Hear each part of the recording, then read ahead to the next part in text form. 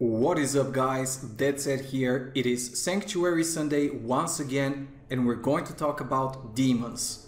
No, not the regular swarms and elites that you face off each day, but their great masters, the lords of the burning hells.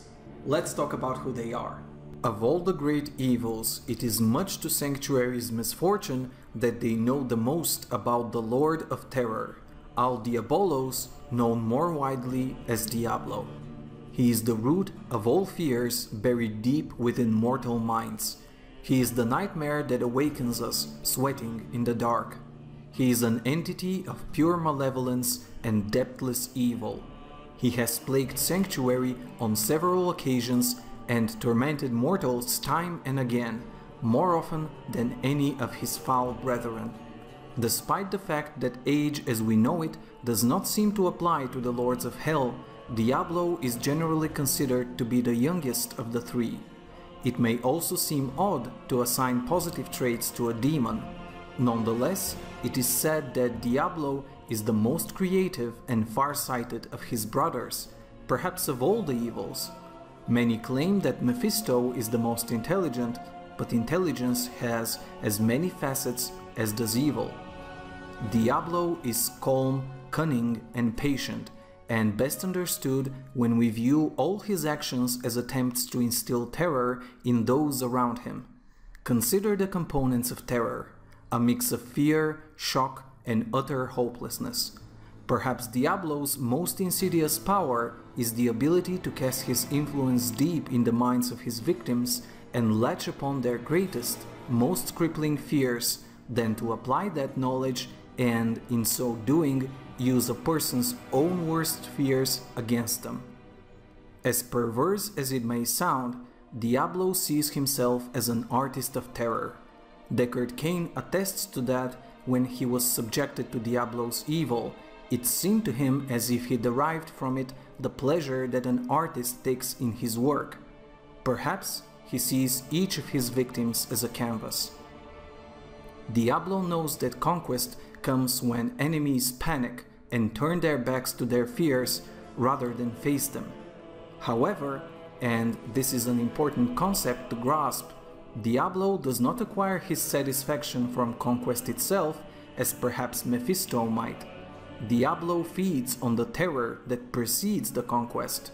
To him, the fear of a victim has a greater reward than the pain they suffer when they're actually tortured. Balos, known by most as Baal, is the Lord of Destruction. On the surface, he may seem the basest and easiest to comprehend of the prime evils. He revels in the utter annihilation of not only the world around him, but also all those who inhabit it. The particulars of Baal's early existence are much like those of the other evils, the endless battles with the heavens. Baal likely never tired of the war, partly because he never exhausted all the opportunities for wanton destruction. Given this, it would be easy to assume that Baal is simply an elemental brute, and Deckard Cain has encountered many who believe just that. But Cain says that he differs from this view and feels that Baal is just as cunning as his nefarious siblings. His assault on Mount Arreat is just one example of his ability to use strategy and deception to further his ends. Dul Mephistos, known commonly as Mephisto, is the Lord of Hatred. There are some who believe that if there is truly a leader among the burning hells, it is Mephisto. It has been said also that Mephisto is the most adept at playing his brothers against each other. Diablo and Baal chafe at his manipulations, but more often than not they comply, most likely because Mephisto provides them with ample opportunities to pursue their ambitions. Perhaps this is why Mephisto is seen by some to be a unifier, a great tactician. It is Mephisto's greatest ambition to pit entire societies against one another, to turn brother against brother, sowing discord and distrust at every turn. The Lord of Hatred might look at Sanctuary as his own private ant farm, presenting him with endless, fascinating opportunities to fuel the flames of conflict. To Mephisto, hatred is a tool.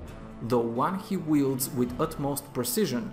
The Lord of Hatred despises all, but he loathes angels above all else, and so the inhabitants of Sanctuary are seen by him as weapons to be forged in his likeness, to be aimed one day at the high heavens. And if history is any indication, Mephisto is well positioned, for hatred has shaped more of humankind's history than all the other evils combined. It would be wise to note here that bards and chroniclers alike have stated that Mephisto is the father of two demons, Lucian and Lilith. It is of great interest that Mephisto's seething hate of even his own offspring caused Lilith to rebel and forge a forbidden union with the angel Inarius.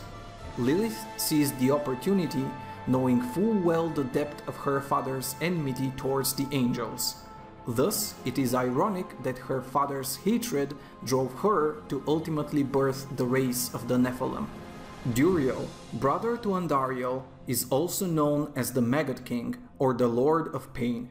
He has been seen only once on Sanctuary in the form of a horrific, grotesque, maggot-like aberration. By all accounts, Duriel loves to torture and inflict pain. The bizarre thing, which Cain thinks is not fully comprehensible to mortals, is that Duriel does not seem to care what the pain means to the recipient.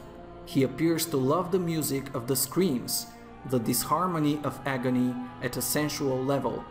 He thinks of himself as a maestro of pain. He is interested not in mental anguish, but in physical torment. Many writings suggest that if Duriel is in a position where there is no victim for him to inflict torture upon, he will subject himself to excruciating pain and be sated. Ironically, given how little is known of the lesser evil himself, Duriel's place in the burning hells is the one most widely chronicled in the ancient artworks. Cain suspects that this is because it most closely resembles the torture chambers of our own realm and therefore is most easily understood and depicted by human artists and writers. Andariel, known as the Maiden of Anguish, is a particularly sadistic entity. Unlike her so-called twin, Duriel, she is interested not in physical pain but in emotional agony. She believes in the purity of anguish. She is a master manipulator who sets up scenarios in which her victim's mental state is twisted inside out. She loves seeing people torn apart by their own inner agony and emotional pain. The Maiden of Anguish was once considered a close confidant of Diablo, until the Dark Exile, that is, when she and her companions ruthlessly betrayed him. Despite their former allegiance, she reveled in Diablo's misery and was described as enjoying a state of unmatched bliss throughout his humiliating defeat. Her general bearing is of one who is in a constant state of ecstasy, experiencing unthinkable pleasures. Andariel, considered one of the most relation-oriented of the evils, is said to abhor isolation, for she sustains herself on the suffering of others. She is drawn to conflict and tragedy as a moth to flame. She seems to be in constant motion, seeking those in the depths of despair, or those most susceptible to her influence and manipulation. Azmodan, Lord of Sin, is a clever manipulator who trades in vice and corruption. He is passionate and plotting, both to very dangerous degrees. He is by far the most charismatic and seductive of all the evils. Azmodan takes pleasure in all things to every possible extreme. He loves vice in all its forms, but the truest gratification he derives is from the failures of others. Azmodan is a master of temptation, of causing those who hold steadfastly to principles and beliefs to ultimately betray them. Azmodan can see most clearly the heart's desires. He exists only to shred morality, to bring any and all within his sphere to the point of breaking. Perhaps if one could analyze the inner workings of Azmodan, they would see that the Lord of Sin defines the universe through the extremes that one is willing to go to. He believes that all beings find their truest identity by embracing the far limits of perversion and depravity. The Lord of Lies is depicted in various writings as a trickster and a master deceiver. Belial advocates the notion that perception is reality, and it is his sole purpose to dominate reality. He does not lie simply for the sake of lying, rather he deceives with the overall intent of controlling others' perception of what is real. The Lord of Lies relishes the moment his victim realizes he's been deceived, that moment of nakedness and betrayal. In Sanctuary, Belial appears as a mortal of immense influence and means, for example, as a respected leader. Beneath the facade would lurk the true Belial, covert, wicked, and brilliant, a creature of great clarity and deftness. He would hatch plots within plots and drive humankind to ruin.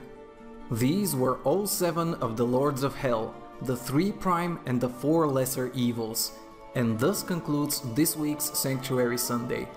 I would like to end on a question. Which is your favorite Lord of Hell, and whom do you have the most memories with? I hope you liked what you saw, and if you did, I would appreciate your subscription to my channel, talk to me on Twitter and Facebook that I linked below, and I'll catch you guys next time.